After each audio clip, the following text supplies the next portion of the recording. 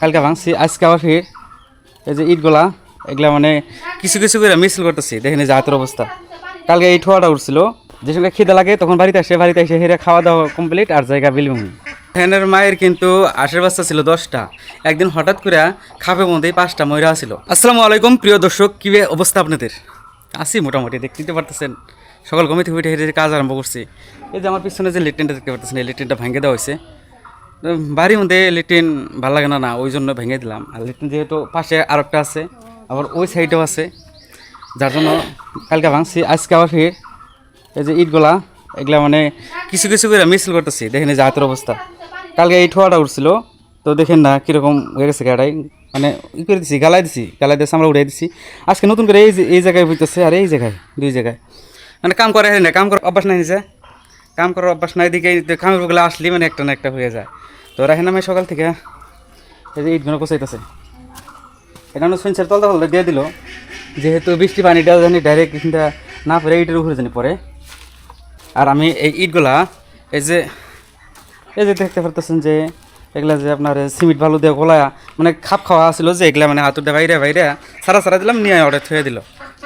তো এই বর্তমান কন্ডিশন আমাদের এখানে, লেট্রিনের সামনে থুয়ে দিছি।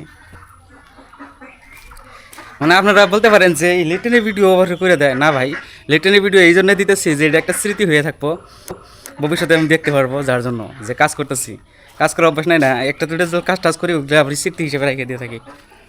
তো রাহিনা মায়ের কটা হাসাই ছিল, ওই যে এসে খাই দিয়ে গেলো, বুঝছেন? এই খারা এগুলো আবার এখন গেতেছে বিলে, যে সঙ্গে খিদে লাগে তখন বাড়িতে এসে হেরে খাওয়া দাওয়া কমপ্লিট আর জায়গা বিলমুন, বুঝছেন? একদম ঘোরাঘুরি করবো না।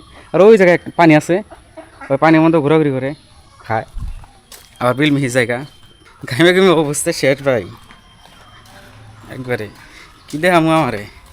আর কয়দিন আগে রাহেনের মায়ের কিন্তু আশের বাচ্চা ছিল 10টা, একদিন হঠাৎ করে খাপের মধ্যেই 5টা ময়রা ছিল, মানে জেনে থুয়ে দেয় আর কি, খাপের ভিতরে থুয়ে দেয়। ওর ভিতরে 5টা ময়রা ছিল আর 5টা আশের বাচ্চা আছে।